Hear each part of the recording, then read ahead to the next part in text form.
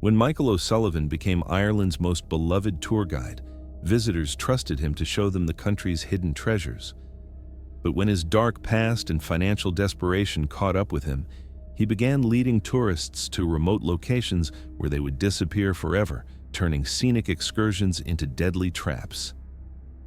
Before we get to this wonderful story, please subscribe to the channel and turn on notifications. Now, let's get back to the story. The morning mist rolled across the Emerald Hills of County Cork as Michael O'Sullivan loaded the last of the hiking equipment into his custom tour van, preparing for what would become the most dangerous excursion of his 8-year career as Ireland's premier adventure tourism guide. At 37 years old, Michael had built an international reputation as the country's most knowledgeable and charismatic guide, specializing in off-the-beaten-path experiences that showed wealthy tourists the authentic Ireland hidden from mainstream tour groups and conventional sightseeing itineraries.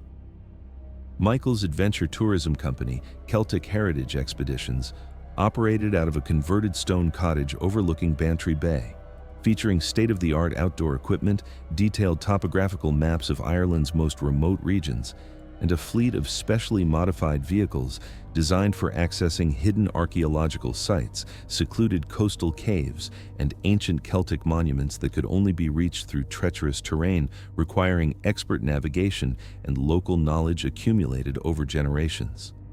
The walls of Michael's office were covered with glowing testimonials from international clients who had experienced his exclusive tours, photographs of him with celebrities and prominent business leaders who had sought his services for private expeditions, and certificates recognizing his expertise in Irish history, archaeology, and wilderness survival techniques that made him uniquely qualified to guide visitors through the country's most dangerous and rewarding landscapes. But beneath Michael's charm and expertise lay a deadly secret that would soon transform his scenic tours into systematic murder. He had been robbing and killing wealthy tourists in remote locations, using his intimate knowledge of Ireland's isolated terrain to dispose of bodies where they would never be discovered. "Good morning, Michael," said Amanda Richardson, his 9 o'clock client and a 42-year-old pharmaceutical executive from Boston whose net worth exceeded $10 million and who had specifically requested a private 3-day expedition to explore ancient Celtic burial sites and hidden coastal caves that were inaccessible to conventional tour groups. Amanda had been referred to Michael by a colleague who had taken his tour 6 months earlier and couldn't stop praising his encyclopedic knowledge of Irish history and his ability to access locations that most tourists would never see. "Good morning, Amanda," Michael replied with the infectious enthusiasm and authentic Irish charm that had made him legendary among international travelers, seeking authentic cultural experiences beyond the typical tourist attractions. "I've planned a magnificent journey that will take you to some of Ireland's most sacred and mysterious locations, including a Bronze Age stone circle that hasn't been visited by outsiders in over 50 years, and sea caves where ancient Celtic druids once performed their most secret rituals." Amanda had become Michael's latest target, not because of her interest in Irish history or her adventurous spirit, but because of her practice of traveling alone with substantial amounts of cash and valuable jewelry, her lack of close family connections who might immediately notice her disappearance, and her scheduled 3-day expedition to the most isolated regions of Western Ireland where her body could be disposed of without any possibility of discovery. What Amanda didn't know was that Michael had been systematically murdering solo travelers for over 2 years, using his reputation and expertise to lure wealthy tourists to remote locations where he could rob and kill them without fear of witnesses or immediate discovery. Michael's transformation from respected tour guide to calculating killer had begun 3 years earlier, when his gambling addiction and massive debts to organized crime figures had reached crisis levels that threatened not only his business and reputation, but also his physical safety and that of his elderly mother, who lived in the family cottage where he had grown up. His betting losses on horse racing and illegal poker games had accumulated to over €300,000, with loan sharks from Dublin demanding immediate payment and threatening escalating violence if he couldn't produce the money within 2 weeks. Faced with impossible financial demands and credible threats of violence, Michael had initially planned to rob a few wealthy tourists to raise enough money to satisfy his creditors and save his family from harm. His first victim had been Dr. Rebecca Walsh, a wealthy American surgeon who had been traveling alone through Ireland's remote western counties while carrying over $20,000 in cash and wearing jewelry worth an additional $30,000. Michael had led Dr. Walsh to the ancient Skellig Michael Monastery ruins, where he had murdered her by pushing her from the treacherous cliff paths and staging her death as a tragic hiking accident. The substantial theft from her belongings had provided enough money to make a significant payment to his creditors, but the temporary relief had only encouraged his gambling addiction and led to even larger debts that required additional murders to finance. The success of his first murder had convinced Michael that killing wealthy tourists was both profitable and virtually undetectable when executed by someone with his knowledge of Ireland's remote geography and dangerous terrain. Over the following 2 years, Michael had murdered 11 additional tourists using various methods that took advantage of Ireland's treacherous coastal cliffs, isolated boglands, and ancient cave systems where bodies could be disposed of without any possibility of discovery by authorities or civilian hikers. His victims had been carefully selected based on their wealth, their tendency to travel alone, and their interest in accessing remote locations that would provide perfect opportunities for murder and disposal. His victims had included Marcus Chen, a tech entrepreneur who had been carrying cryptocurrency access codes worth over $2 million, Jennifer Martinez, a prominent attorney who had been wearing a collection of antique jewelry inherited from her grandmother, and David Foster, an investment banker whose Rolex collection and cash reserves had made him an ideal target for robbery and murder in the remote Burren limestone landscape. Michael, I've been conducting some research into several missing persons cases involving American tourists who have disappeared in Western Ireland over the past 2 years, said Detective Siobhan Murphy of the Irish National Police as she arrived at Michael's office carrying a thick file of investigation materials and a warrant to inspect his business records. Detective Murphy specialized in investigating crimes against tourists and had developed expertise in identifying patterns of predatory behavior by service providers who exploited their access to vulnerable visitors. Detective Murphy's investigation represented an existential threat to Michael's criminal operation, as her law enforcement expertise and access to international missing persons databases could connect the tourist disappearances to his tour service. "Of course, Detective Murphy," Michael replied, though he felt the familiar surge of anxiety and paranoia that accompanied any scrutiny of his business activities by law enforcement officers who possessed the training and resources to detect criminal patterns. "The safety of tourists is always my highest priority, and I'm deeply concerned about any visitors who may have encountered difficulties while exploring our beautiful but sometimes dangerous countryside." Detective Murphy spread several missing persons reports and timeline analyses across Michael's desk, pointing to specific patterns in the disappearances that suggested they were connected to organized tourism activities rather than random accidents or criminal encounters with strangers. "Michael, I've been analyzing the cases of 12 American tourists who have vanished without trace in Western Ireland over the past 2 years, and I've discovered some very concerning patterns," Detective Murphy said with the methodical precision that had made her successful in solving complex criminal cases. All of the missing persons were wealthy individuals traveling alone. All had expressed interest in accessing remote historical sites that require specialized guides, and all disappeared during multi-day expeditions to the most isolated regions of Cork and Kerry counties. Additionally, several of the victims had made inquiries about adventure tourism services that matched the descriptions of your company's specialized offerings. The detective's identification of the wealth patterns, solo travel preferences, and specialized tour interests confirmed Michael's worst fears that his victim selection criteria had been analyzed and connected to his business model and marketing strategies. Michael's response was swift and desperate, as he realized that eliminating Detective Murphy was essential for protecting his criminal operation and preventing exposure of his systematic murder spree. "Detective Murphy, I think those patterns might be coincidental, as Western Ireland's terrain is genuinely dangerous and unfortunately claims several lives each year through legitimate accidents. Michael said while discreetly reaching for the modified hiking staff he kept behind his desk for use as a weapon when subduing victims during remote excursions. Perhaps I could show you some of the actual locations where these disappearances occurred, so you can understand how easy it would be for inexperienced hikers to encounter fatal accidents even with proper guidance and safety precautions. I have a vehicle prepared for a demonstration expedition to the Skellig Michael area where several of these incidents have been reported. Detective Murphy agreed to accompany Michael on the field investigation, believing that examining the actual locations would help her understand whether the disappearances were caused by criminal activity or genuine accidents in hazardous terrain.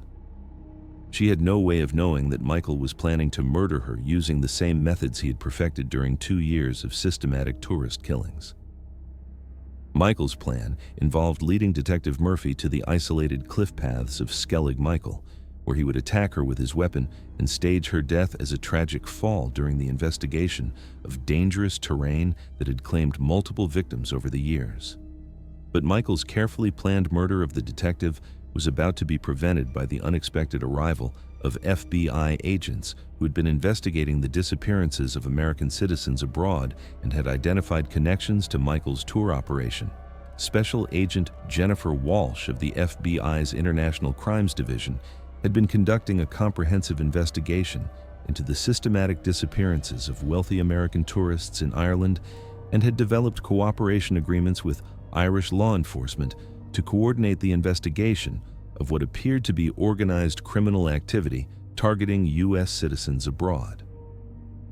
Agent Walsh specialized in investigating crimes against American citizens in foreign countries and had expertise in identifying international criminal networks that exploited tourism infrastructure to commit systematic robbery and murder. The federal investigation had been initiated by reports from families of missing tourists who had noticed similarities in their loved ones' travel plans and had requested comprehensive analysis of potential connections between the disappearances. The investigation had focused on Michael's tour service after discovering that 5 of the missing Americans had made inquiries about his specialized historical expeditions immediately before their disappearances.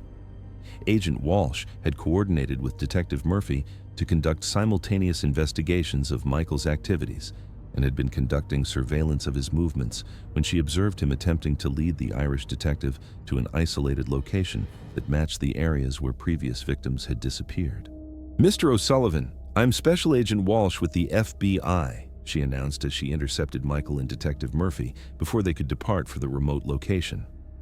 "I have international warrants for your arrest on charges of murdering American citizens, conspiracy to commit organized criminal activity, and systematic robbery of tourists under the guise of providing tour services." Michael's reaction to the federal agent's intervention was a combination of absolute panic and desperate rage, as he realized that law enforcement agencies from multiple countries had been investigating his criminal activities and had coordinated their efforts to prevent his planned murder of Detective Murphy while building cases against his systematic killing of international tourists. "Special Agent Walsh, there must be some terrible misunderstanding about legitimate tour operations and the unfortunate reality that Ireland's wilderness areas pose genuine risks to inexperienced visitors," Michael said frantically while abandoning his plan to murder Detective Murphy and attempting to maintain his professional credibility despite the overwhelming evidence against his criminal enterprise.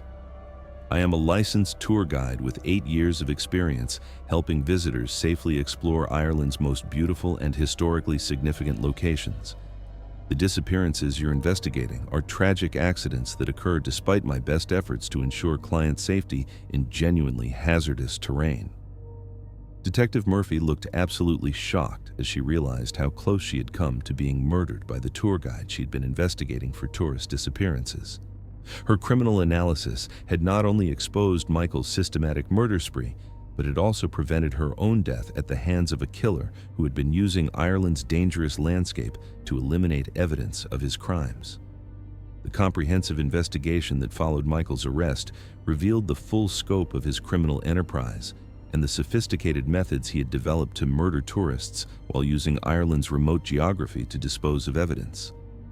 Forensic analysis of Michael's property and tour equipment revealed extensive evidence of his robbery and murder activities, including bloodstains from multiple victims, stolen jewelry and financial documents, and detailed maps marking locations where bodies had been disposed of in bogs, sea caves, and cliff crevices that would prevent discovery even by experienced search teams. His personal belongings included trophies taken from victims and detailed records of their financial assets that he had researched before targeting them for murder. The investigation also uncovered Michael's connections to organized crime figures in Dublin who had been pressuring him to pay gambling debts and had provided information about wealthy tourists who might be suitable targets for robbery.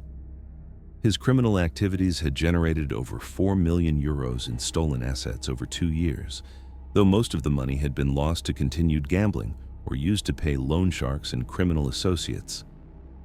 Most disturbing was the discovery of Michael's detailed expansion plans for his criminal operation, including partnerships with other tour operators who could provide access to wealthy tourists in different regions of Ireland and the development of an international network for targeting wealthy travelers throughout Europe's remote tourism destinations.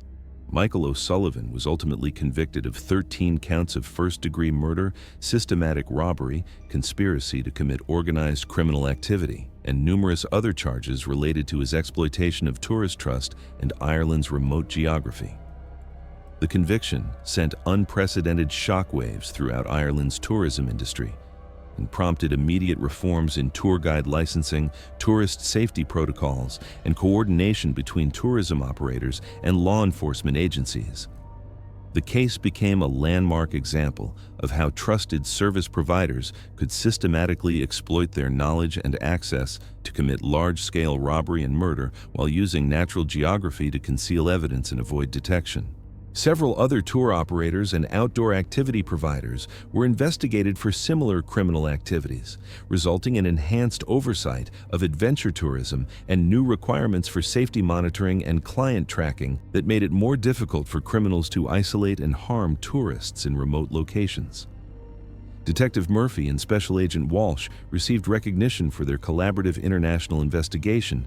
and became specialists in tourism-related crimes, developing new techniques for protecting travelers from exploitation by predatory service providers and criminal organizations targeting wealthy tourists in remote destinations. Amanda Richardson's planned expedition was canceled, and she required extensive counseling to overcome the trauma of learning that her trusted guide had been planning to murder her during what she believed would be a safe cultural and historical tour. The tourism industry implemented comprehensive new safety protocols designed to protect solo travelers and wealthy tourists from exploitation by unethical operators. The case prompted comprehensive changes in international tourism regulation, including mandatory background checks for tour guides, enhanced tracking systems for tourists visiting remote areas, international databases for monitoring tourism-related crimes, and new cooperation protocols between tourism industries and law enforcement agencies in different countries. Michael's conviction also led to increased awareness among travelers about the risks of isolated excursions with unknown operators, resulting in new safety guidelines for adventure tourism and enhanced communication systems that allowed tourists to maintain contact with authorities while visiting remote destinations. The tour guide and broader adventure tourism industries implemented revolutionary new safety measures, including mandatory GPS tracking of all excursions, real-time communication systems for remote locations, enhanced background checking for guides and operators, and comprehensive tourist advocacy programs designed to protect vulnerable travelers from exploitation by predatory service providers. 5 years after Michael's conviction and life imprisonment, Ireland's tourism industry continued to implement safeguards designed to protect visitors from guides who might abuse their positions of trust and geographical knowledge for criminal purposes. The tour guide who had promised to reveal Ireland's hidden treasures had instead used his knowledge of the country's remote geography to commit systematic murder and robbery against the very tourists who had trusted him to provide safe and authentic cultural experiences. However, his crimes had been thoroughly exposed, and his victims had found justice through the dedication of investigators who refused to accept tourist disappearances as mere accidents in hazardous terrain. Michael O'Sullivan's fatal excursions had ended in criminal conviction and life imprisonment without possibility of parole, proving that even tourism professionals who attempted to exploit their geographical knowledge for criminal gain could be identified, investigated, and brought to justice when dedicated law enforcement agencies worked together across international boundaries to protect innocent travelers. The tour guide's fatal excursions had become his final journey to prison, serving as a permanent reminder that the trust between service providers and tourists must never be violated, and that those who would exploit the beauty of natural landscapes to conceal their crimes will ultimately face the full consequences of their betrayal of hospitality and human decency. Thank you very much for listening. Please let us know what you think of this story in the comments. Don't forget to like the video and subscribe to the channel. Turn on notifications so you don't miss any other videos.